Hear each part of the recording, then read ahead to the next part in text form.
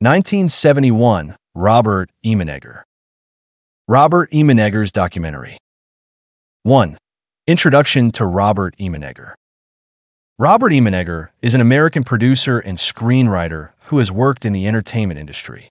During the years 1971 to 1974, he was involved in projects that aroused interest because of their relation to the theme of ufology and extraterrestrial phenomena. 2. 1971, the Ufology Documentary Project. In 1971, E. Menegger teamed up with Alan Sandler to produce a documentary on close encounters and UFO sightings. Their project attracted the attention of the U.S. government, and a meeting with high-level officials was held at Norton Air Force Base. It was claimed that film footage of real UFOs, supplied by the Air Force, could be included in the documentary. 3. 1974, UFOs, Past, Present, and Future. In 1974, the documentary UFOs, Past, Present, and Future was broadcast on television. It featured interviews with high-ranking government officials, including Lieutenant Colonel Lawrence J. Coyne of the U.S. Air Force. The documentary claimed that officials had cooperated in the creation of the film and provided authentic video footage of UFOs. 4. Controversies and government responses. The release of the documentary caused controversy. The U.S. government denied any involvement in the film's production and refuted the veracity of the UFO footage. Some speculated that the project had been used for disinformation purposes or to test public reaction to the potential disclosure of UFO information. 5. Conclusion. Although the 1974 documentary created considerable buzz, the authenticity of the alleged UFO footage continued to be questioned. Robert E. Menegger remained active in the entertainment industry, but his involvement in ufology-related projects marked this period of his career. This briefly summarizes Robert E. Menegger's activities during the years 1971 to 1974, focusing on his involvement in the field of ufology and the production of the documentary UFOs, Past, Present, and Future. Robert E. Menegger's connection with Holloman Air Force Base in the context of his work on the 1974 documentary UFOs, Past, Present, and Future is an intriguing and controversial element. According to claims by Robert E. Menegger and Alan Sandler, they were approached by government officials, including a senior U.S. Air Force official, to work on a documentary that would include real UFO footage. The highlight of this alleged collaboration was a private screening at Holloman Air Force Base. According to E. Menegger, at this screening, high-ranking officers showed him video footage of a close encounter between extraterrestrials and members of the U.S. government at Holloman Air Force Base in 1971. This footage was included in the documentary to make it more authentic. However, it is important to note that these claims have never been officially confirmed by the U.S. government.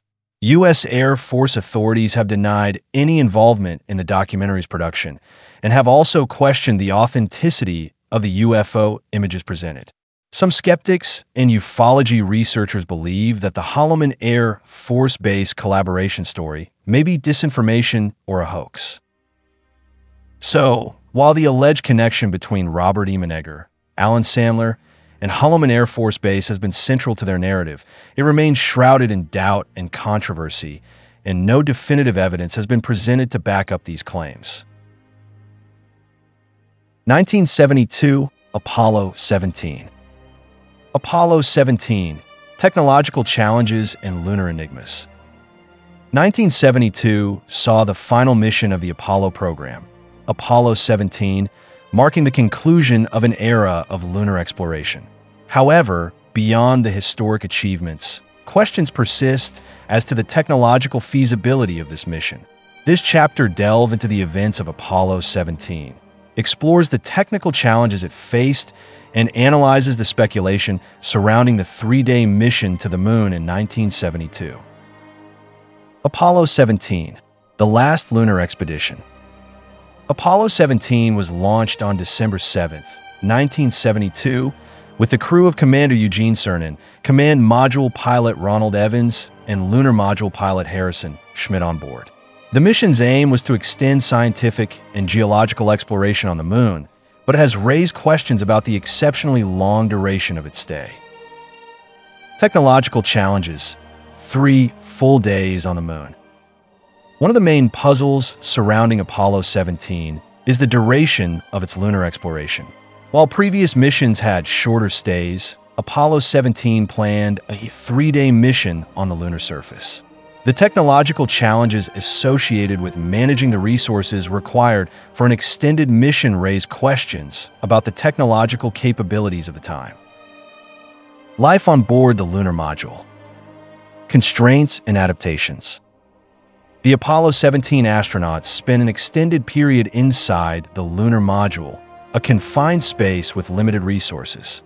How did they cope with these constraints, whether in terms of space, food provisions, or oxygen supply? The challenges of life on board are an important part of the story of this mission. Back to Earth, success with doubts. Although Apollo 17 successfully returned its crew to Earth safely on December 19, 1972, doubts have persisted over the years. Some have questioned the authenticity of reported images, recordings, and events, fueling conspiracy theories alleging that parts of the mission, if not the entire mission, may have been scripted. Lunar enigmas, between reality and conspiracy theories. Speculation about Apollo 17 continues to raise questions about the historical reality of certain aspects of the mission. Conspiracy theories, though often unfounded, persist, fueling debate about the authenticity of the Apollo lunar missions. Conclusions: Apollo 17, an enduring enigma. In conclusion, Apollo 17 remains shrouded in an aura of enigma and questioning.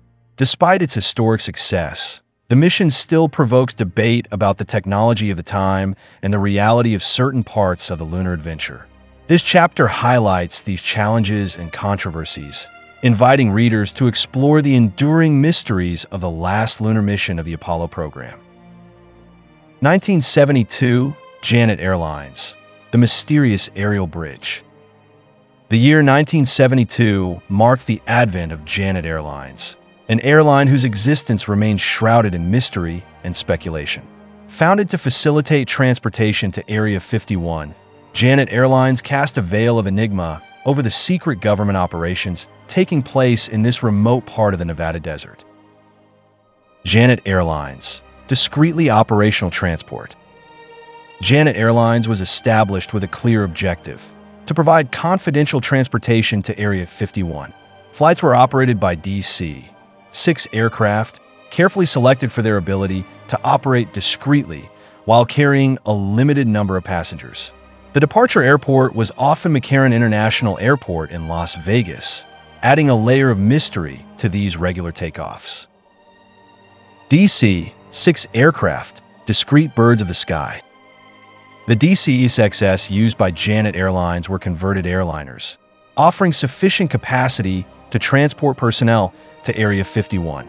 The conversion of these aircraft emphasized the importance of discretion, enabling the airline to conduct its operations without attracting unwanted attention. The missions to Area 51, secrets and speculation. Janet Airlines' regular flights were closely linked to operations at Area 51, a notoriously secret military base. Missions to Area 51 have always been shrouded in mystery, fueling speculation about the nature of the activities carried out in this isolated location. Passenger details, flight schedules, and mission motives were kept under a veil of secrecy, adding to the intrigue surrounding Janet Airlines. Discretion as a distinctive sign, no official confirmation. One of the most remarkable features of Janet Airlines is the persistent absence of official confirmation of its activities. Government authorities have never divulged details of passengers, routes, or specific missions. This policy of secrecy reinforces the mystery surrounding the airline's operations to Area 51. Unanswered questions: the Janet Airlines legacy. Over time, Janet Airlines became more than just a means of transportation. It has become a symbol of the unknown, evoking images of Area 51 and the secret activities of the U.S. government. The unanswered questions surrounding Janet Airlines continue to fuel discussions about the mysteries that might be hidden in Nevada's vast desert expanses. Conclusions: Janet Airlines, part of the landscape of the unknown. In conclusion, Janet Airlines remains an integral part of the mysterious landscape of Area 51. Founded in 1972, this airline created an air bridge to the unknown, transporting personnel to one of the world's most secret military bases. This chapter leaves us with lingering questions, inviting readers to explore the mysteries of Janet Airlines and imagine what might lie behind the veil of secrecy. 1974, Arecibo. Arecibo, the interstellar echo of humanity. The year 1974 marked a turning point in space exploration with the sending of the Arecibo message, a daring act of interstellar communication from the Arecibo Radio Observatory in Puerto Rico. This chapter delves into the details surrounding this iconic event, exploring the motivations, message content, reactions, and repercussions that shaped the history of the search for extraterrestrial life. Arecibo, an observatory at the cutting edge of technology. The Arecibo Observatory, with its huge 305-meter diameter parabolic radar, was a technological marvel and the ideal tool for sending powerful signals into space. The idea of sending a message to the stars emerged under the leadership of astrophysicist Frank Drake, creating a unique opportunity to make humanity's voice heard beyond our planet's borders. The message from Arecibo, an evocative binary code. Conceived as a binary signal, the Arecibo message was a sequence of 1,679 bits. It graphically represented key elements of human life, from biology to technology, including a description of our solar system and a representation of the very antenna transmitting the message. This binary code was intended to be interpreted by a hypothetical extraterrestrial intelligence. Intentions and speculations, an act of interstellar or pedagogical communication. The intentions behind sending the message were debated.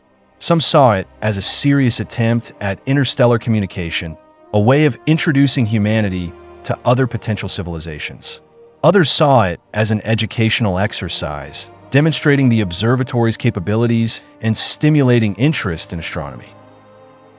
Reactions and repercussions, criticism, and the emergence of ethical questions. The message was met with mixed reactions. Some scientists hailed the initiative as a crucial first step in the search for extraterrestrial life. However, others expressed ethical concerns, fearing the potential implications of revealing Earth's position to unknown civilizations and the possible consequences of such communication. The Arecibo legacy, a window on the unknown. Beyond the lack of immediate answers, the sending of the Arecibo message left a lasting legacy. It symbolized human curiosity and boldness in exploring the universe. Although the message did not trigger any extraterrestrial contact in return, with the exception of a supposed response in 2001 to Chi Bolton in the UK, but refuted by SETI, it had opened a window onto the unknown, stimulating reflection on our place in the universe and the possibility of establishing a dialogue with other forms of intelligent life. This chapter celebrates Arecibo's visionary act, an interstellar echo of humanity in the vast cosmic expanse. 1974, Skylab 4. Skylab 4 and the mystery of Groom Lake. The year 1974 was marked by an unusual event during the Skylab 4 mission, when the astronauts on board unwittingly captured an intriguing image, sparking speculation and mystery surrounding Groom Lake, also known as Area 51. Skylab 4, Space Exploration and Earth Observations. Skylab 4 was the third and final mission of the Skylab program, the first American space station.